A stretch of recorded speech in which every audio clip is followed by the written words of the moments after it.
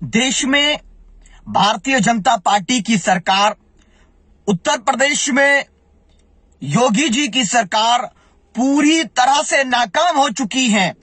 किसानों के साथ न्याय करने में, युवाओं को रोजगार देने में, लॉ एंड ऑर्डर को मेंटेन करने में, पिछड़ों, दलितों और मुसलमानों को उनके अधिकार देने में, ब्राह्मणों के साथ न्याय करने में पूरी तरह से नाकाम हो चुकी हैं। महिलाएं सुरक्षित नहीं है, तो ये लोग अपनी नाकामी छिपाने के लिए एक तरफ ठंड में अन्नदाता किसान सड़कों पर है, आंदोलित है, -डिग्री टेम्परेचर में, 2 डिग्री टेम्परेचर में, ऊपर से बारिश है, लेकिन नरेंद्र मोदी जी 20 किलोमीटर दूर बैठे हैं चौकीदार, जो किसानों से बात करने तैयार नहीं। 55 से ज्यादा किसान शहीद हो चुके हैं, लेकिन सरकारें सुनने तैयार नहीं है और अपनी नाकामी छिपाने के लिए, अपनी नाकामी पे पर्दा डालने के लिए बार बार सरकार कभी धर्म के नाम पर कानून लाती है, कभी मुद्दे को भटकाने वाला लव जिहाद लाती है, कभी सीए लाती है। मैं पूछना चाहता हूं कि जो नया कानून उत्तर प्रदेश सरकार लाने की तैयारी कर रही है, Uttar Pradesh regulation and registration of religious places act, यानी कि धर्म स्थलों को अपने एक तरीके से अधिकार में और कब्जे में लेने वाला कानून, अपनी मनमानी चलाने वाला कानून जो लाने वाली है, क्या उससे युवाओं को रोजगार मिलेगा? किसानों को फसलों के दाम मिलेंगे? क्या महिलाओं के साथ बलात्कार की घटनाएं रुक जाएंगी? क्या उत्तर प्रदेश का लॉ एंड ऑर्डर सुधर जाएगा? क्या पिछड़े दलित लोगों को न्याय मिल जाएगा? नहीं, इससे सिर्फ नफरत फैलाना चाहते हैं। क्या बताइए, कोई मुसलमान मस्जिद, क्या कोई सिख गुरुद्वारा, क्या कोई ईसाई चर्च किसी की जमीन कब्जा करके बनाता है? क्या बताइए, तमाम लोगों को, तमाम धर्म के मानने वालों को अपने रिलीजियस प्लेसेस को बनाने का अधिकार नहीं है? उनकी जांच के नाम पर गुंडागर्दी की जाएगी, उनके अधिकारों का हनन किया जाएगा, इस कानून का गलत इस्तेमाल होगा लव जिहाद की तरह। जैसे उस कानून में बेगुनाहों को फंसाया जा रहा है, वो कानून एक हथियार है नाकामी छिपाने का, एक राजनीतिक हथियार, जिसके जरिए अपनी नाकामी को छिपा दो। प्रदेश की 23 करोड़ जनता के शिक्षा, स्वास्थ्य, रोजगार के मुद्दे को दबा करके ये बेहुदा मुद्दे उठाओ, जनता को भ्रमित करो और सत्ता में आ जाओ। ये इनका फॉर्मूला है जो ये कानून बना रहे हैं।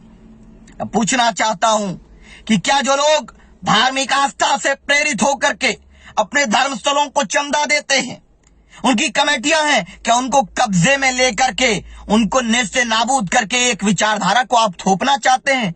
वो भी वो विचारधारा जो 20वीं सदी में हिंदुत्व के नाम से पनपी थी, जिसका किसी धर्म से कोई लेना देना नहीं।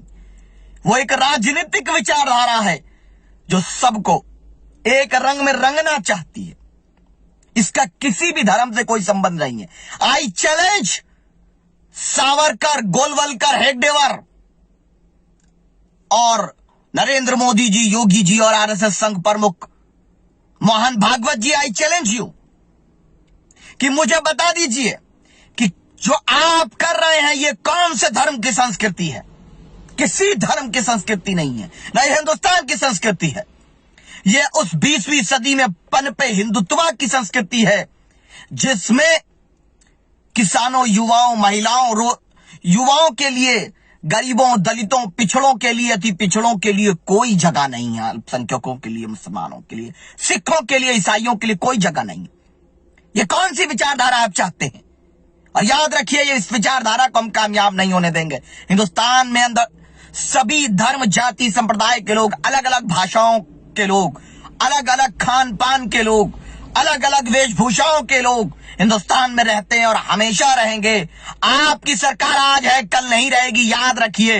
आपके कानून बनाकर बदलाव करने से बदलाव नहीं होगा, और ये पूरी तरह से ये कानून धार्मिक आस्था को नष्ट करने का षड्यंत्र है, जो उत्तर प्रदेश के अंदर regulation and registration of religious places act के नाम से लाया जा रहा है।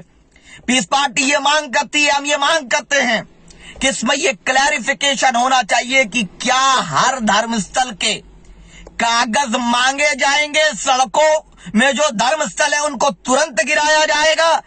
जो थाने में है, सरकारी प्रॉपर्टियों में है, क्या उनको तुरंत गिराया जाएगा?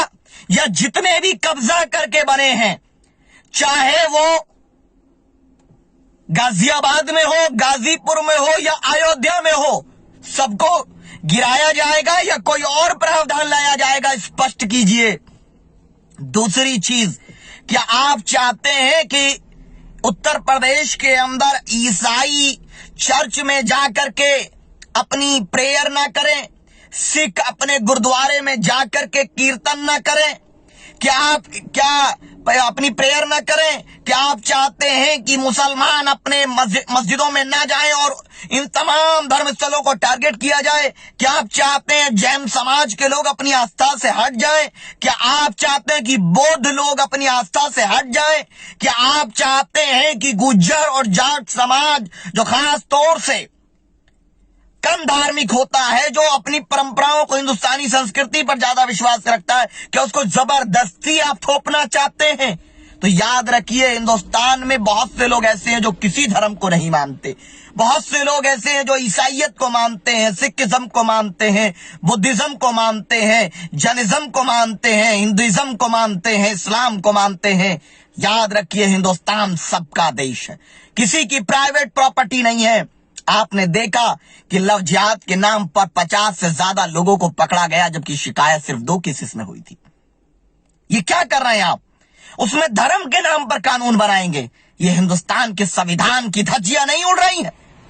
कहां गए अखिलेश यादव जी, मायावती जी, राहुल गांधी जी, प्रियंका जी, कहां गए आप संविधान की दुहाई देने वाले?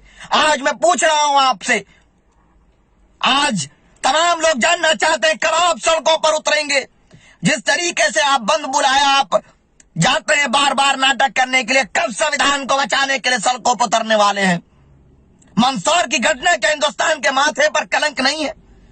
पाकिस्तान में मंदिर तोड़ा गया तो कोर्ट ने सुमोटो लिया और वहां के मुसलमान मंदिर बनाने की उसी जगह पर मांग कर रहे हैं और वहां कार्य भी शुरू हो गया, कार्रवाई शुरू हो गई जिन्होंने किया। लेकिन हिंदुस्तान के अंदर जहां तमाम धर्म को पालन किया जाता है, वह अभी भी मंदसौर की घटना में बड़े बड़े नेता, बड़े बड़े सेकुलरिज्म की दुकान चलाने वाले, आज भी उनकी जबानों पे ताला लगा हुआ है, क्योंकि वह हिंदुत्व के नए दुलारे बन गए हैं। अखिलेश जी कहते हैं कि मैं राम राज्य की धारणा पूरी करेंगे। अरे तुम्हारी धारणा पूरी करने के लिए अन्याय ही कर सकते हो। ये कौन सी धारणा है आप बताइए? यह अन्याय की धारणा है और हम अन्याय के खिलाफ हैं। हमने कहा वाज़ेह तौर पर कि अहकाम इलाही निज़ाम मुस्तफा का राज कायम होगा तो तमाम मजहब, तमाम जाति, संप्रदाय, वेशभूषा, कल्चर, जबान, भाषा और उनके पहनावे का सम्मान किया जाएगा। किसी को भी प्रताड़ित नहीं किया जाएगा। किसी को शिक्षा से, रोजगार से, सुरक्षा से, प्रगति से वंचित नहीं किया जाएगा। किसी की औकात नहीं होगी कि किसी धर्म स्थल पर चढ़कर गुंडे दूसरा झंडा लगा दें या कोई हरकत कर दे। सब कुछ इंसाफ की बुनियाद पर होगा, न्याय की बुनियाद पर होगा। हमारी हुकूमत होगी तो